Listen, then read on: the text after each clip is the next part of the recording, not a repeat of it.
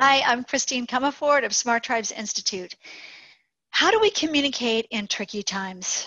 What conversations, what questions do we need to use to help us navigate through any obstacle, giving feedback, redefining our personal best, any sort of uncomfortable situations?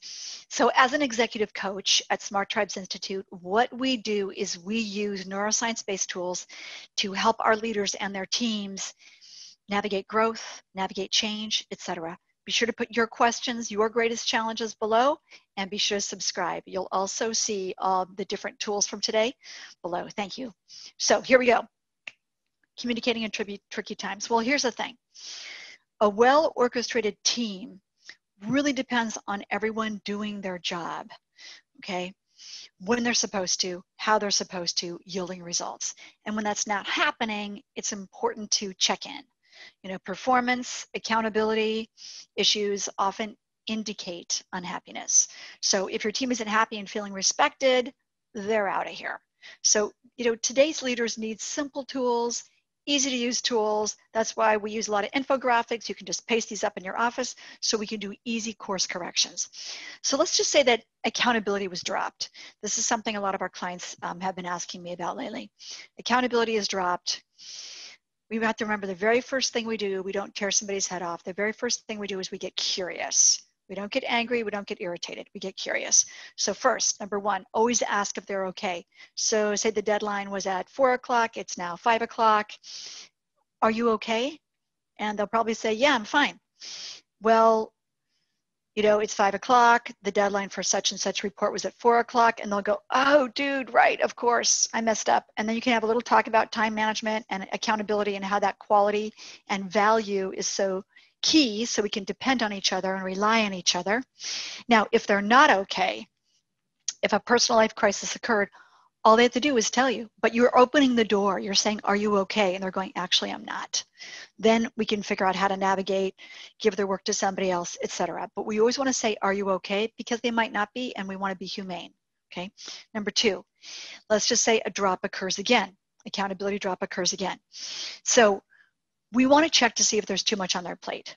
We know that they're okay. We went through that already. Is there too much on your plate? Because you know what? If there's too much on their plate, chances are really good it got there because you, as their leader, piled it up. I know that that happens with me. I keep giving work to my team. And then they're like, blah. And I have to stop and say, whoa, let's do some prioritization because I've just been shoveling tons of work on your pile. So is there too much on your plate? Also, sometimes roles will become, over time, multiple roles, right? One job could now become 3 as the company grows. So we've got to ask, is there too much on your plate? This is where you want to use the high value, low value.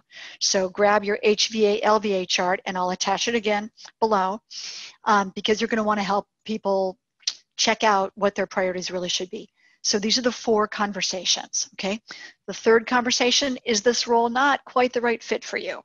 The role may have become too big.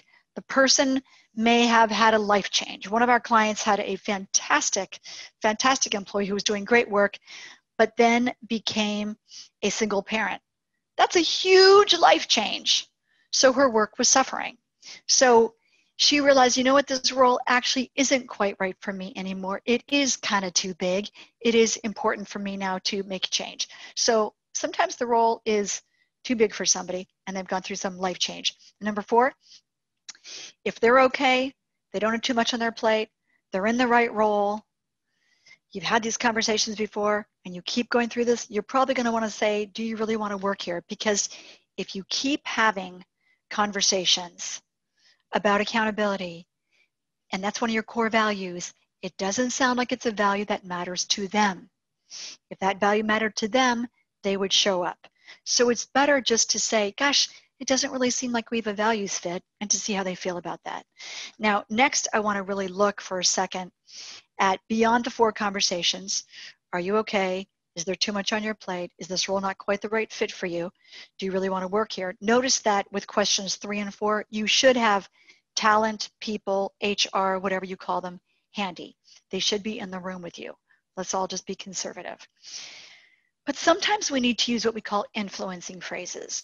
where we can enroll and engage people to really understand what it's like to be them, but also to move forward in a positive way together. So one of them is I need your help. We call it a dom-sub swap because the dominant person gets smaller, the subordinate person becomes bigger. So, wow, you know, I really need your help to whatever, complete this project. The person will kind of inwardly puff up, wow, cool. The big boss is asking me to help with this. It's because they have skills that I don't have. Fantastic. So I need your help. You can use that across the world. Oh my gosh, every context, business and personal. It's a great phrase, okay? If you want to get smaller and let somebody feel more powerful, I need your help. What if? What if engages the other party, helps make it their idea? Think of it like a beach ball. You throw that beach ball into the concert and now everybody is going to be hitting that beach ball, but you don't touch it again. So I don't know, what if, blah, blah, blah, and then step away, let people bat that idea around and make it their own. So we remove ego, we remove emotion when we just say, what if, okay? If somebody's stuck, if they're in critter state, if they're in fight, flight, freeze, we might want to use, would it be helpful if? And when we say, well, you know, maybe somebody's really stressed out about their sales quota, and we say, hey, would it be helpful if we looked at your pipeline, you know, whatever. We're asking them if the following things would be helpful. Here's the beautiful thing about this. When they're in critter state, when they're in amygdala hijack, when they're in fight, flight, freeze, and we say, would it be helpful if, they have to pop into their prefrontal cortex. They have to assess helpful, not helpful. And when we bring them into their prefrontal cortex, this is where we have visioning. This is where we have problem solving. This is where we have, I'm here, but I want to be there. How am I going to get there?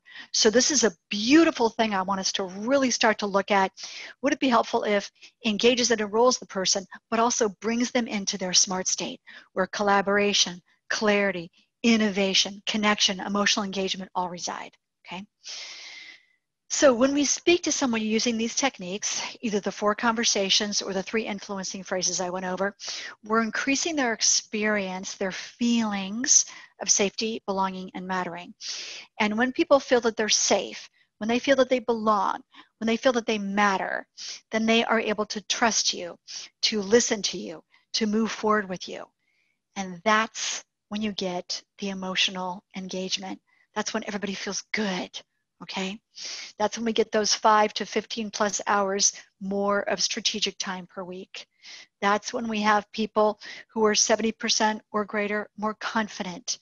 That's when we have people that have 83% or more compassion for others, because you know we're all in this together and we're all doing the best we can.